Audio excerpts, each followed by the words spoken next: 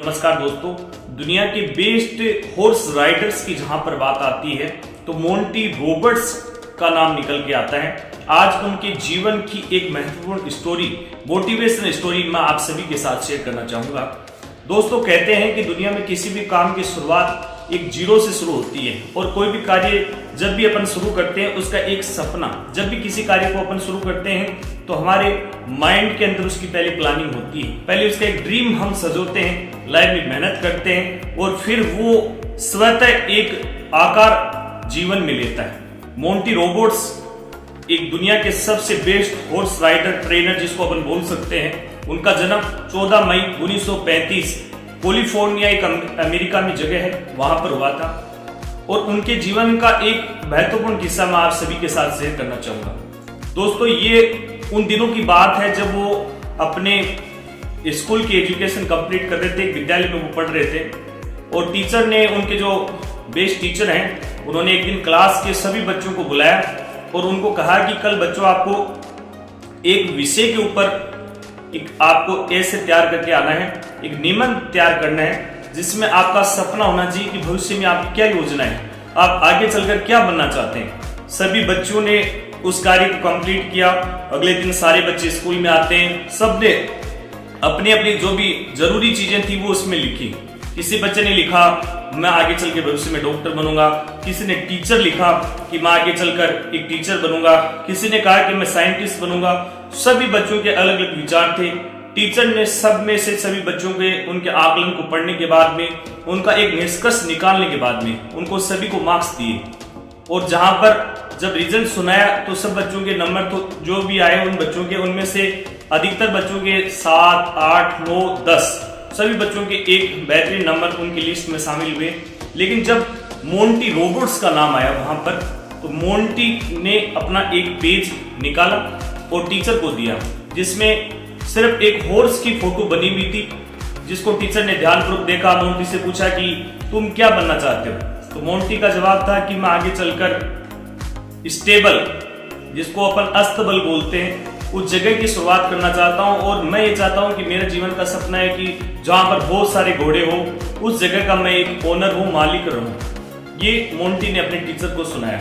Monty के teacher ने उसके पेज के अंदर उसके मोंटी ने जब ये बात कही तो उसके टीचर ने 10 में से 0 नंबर उसको दिया। मोंटी के ऊपर क्लास के सभी बच्चे हंसे। मोंटी ने वो जो 0 नंबर पेज जो था टीचर का दिया हुआ उसको 2 भाग किए और 0 नंबर टीचर को दे दिया और जो उसका ड्रीम था उसको समेट कर अपनी जेब के अंदर रख लिया। कुछ समय की घटना चलती है, लगभग 10-15 साल के बाद में उन टीचर का उस विद्यालय में एक बड़ी पोस्ट के ऊपर चयन हो जाता है और वो वहां के बच्चों के बीच में एक प्रिंसिपल बन जाते हैं। 15-20 साल बाद में जब एक अंतिम समय उन टीचर का आता है कार्यकाल का, तो वो उनसे पूछते हैं, बच्चों से, अपनी क्लास के सभी बच्चों को बुलाते हैं कि बच्चों आज आपके मन के अंदर क्या विचार है, आप क्या करना चाहते हैं। तो सभी बच्चों ने कहा कि मैम इस खास मौके पर आपका जो विदाई समारोह है हम इस तरह से मनाना चाहते हैं कि आप सभी जो भी हमारे जो दोस्त हैं उन सबको एक यहाँ पर जो अपना शहर है कैलिफोर्निया जो जगह है उसके अंदर एक बहुत अच्छी जगह है, वहां पर अपन सभी चलना चाहते हैं और वहां पिकनिक का एंजॉयमेंट करना चाहते हैं। तो सभी जब बच्चों ने एप्लीकेशन टीचर को दी, टीचर को बताया, तो वो टीचर उनको मना नहीं कर सकी क्योंकि वो उनकी फेवरेट टीचर थी। सब बच्चे बहुत खुश थे, उस जगह को जाने के लिए आतुर थे, बेचैन थे बच्चे कि अपन जाएंगे, झूले झूलेंगे, वहां पर नई नई चीजें देखेंगे, नई नई चीजों के बीच में बहुत सारी चीजें निकल कर आएगी। ये उनके ड्रीम थे सभी बच्चों के। तो वो वहां पर पहुंचने की कोशिश करते हैं और जैसे ही गेट के ऊपर गाड़ी रुकती है, टीचर ने अपने सब तमाम व्यवस्थाएं, जो शिक्षक थे उन्होंने अपनी तमाम व्यवस्थाएं वहां पर पूर्ण कर ली जाती है उनके द्वारा। सारी टीम की समस्त व्यवस्थाएं उनके द्वारा परिपूर्ण होने के बाद में वो जब रवाना होते हैं तो वो वहां देखते हैं कि एक दुबला पतला से एक लड़का आता है जो गेट खोलता है उस जगह का और गेट खोलता है, सभी गाड़ियां उसके अंदर प्रवेश करती हैं, सभी बच्चे वहां पर अंदर इंटर करते हैं। अचानक जो सीनियर टीचर थे जिनका विदाई समारोह था, जो प्रिंसिपल पद पे थे, वो उस बच्चे से पूछते हैं कि तुम यहाँ पर क्या काम करते हो, क्या तुम यहाँ पर इलेक्ट्रीशियन हो, ये जो लाइटें यहाँ कलरफुल लगी क्या इनको सुधारने का, मेंटेनेंस का काम करते हो। उसने कहा नहीं, क्या तुम यहाँ पर जो गाड़ियां खड़ी है इनको वॉश करने का काम करते हो, इनकी साफ सफाई मेंटेनेंस जो भी है उसकी देखरेख करते हो? उसने कहा नहीं। फिर उससे पूछते हैं क्या तुम ये जो यहाँ पर हरा भरा विशाल जो गार्डन है उसका कार्य करते हो? तो उसने कहा मैम ये मैं नहीं करता हूँ। तो फिर पूछा कि आप इस जगह पे क्या काम करते हो? तो उस बच्चे ने अपने टीचर्स के पैर छुए और उसको अपना परिचय दिया कि मैम जो आपने मुझे आज से 20 साल पहले जब आपने स्कूल के अंदर मुझे एक निबंध लिखने के दिया था, क्लास के सभी बच्चों ने अपनी रुचि के अनुसार सारे निबंध लिखे और सबको 10 में से 8-9 नंबर दिए और मैं वही मोंटी रोबोट्स हूँ जिसको 10 में से आपने 0 अंक दिया था।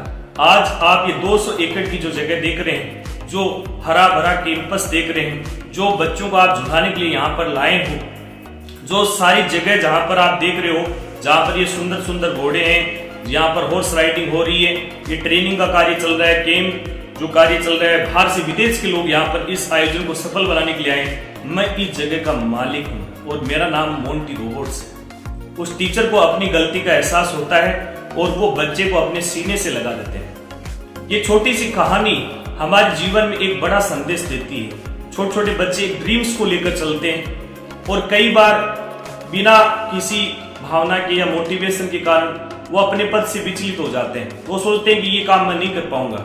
लेकिन आपका जो शौक है, जिस चीज के अंदर आपकी रुचि है, उस कार्य को आप एक आधार बनाएं, एक रूपरेखा तैयार कीजिए और उस पर नियमित प्रतिदिन आप प्रयत्न करें। निश्चित रूप से समय बदलेगा और आपका ड्रीम जरूर सच होगा। मोंटी कहानी हजारों ऐसे बच्चों के लिए एक प्रेरणा का विषय है जो अभाव में रहकर जिंदगी जीते हैं। मोंटी जो एक गरीब परिवार से था, जिसने बहुत सारी परेशानियां झेली, जब उसने अपने टीचर को बताया कि मैं एक इतनी बड़ी जगह का मालिक बनना चाहता हूं जहां पर घोड़ों को रखा जाता है, तो सब लोगों ने सोचा कि एक मध्यम परिवार से या एक नॉर्मल फैमिली से ये बच्चा है, इतना गरीब है, ये कहां पर आगे चलकर ये कुछ कर पाएगा। लेकिन उसने अपना प्रयास नहीं छोड़ा। उसने कई टीचर ने उसके निबंध में काफी बार फेल लिखा, उसके बारे में 0 अंक दिया, लेकिन वो निराश नहीं हुआ। अपने प्रयास उसने नियमित रूप से जारी रखे।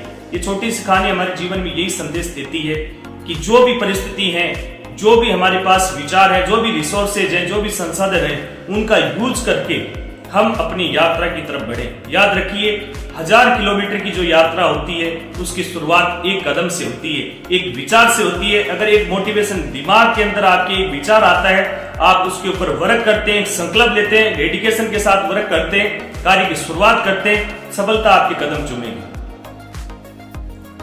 दोस्तों, आपको ये कहानी कैसी लगी?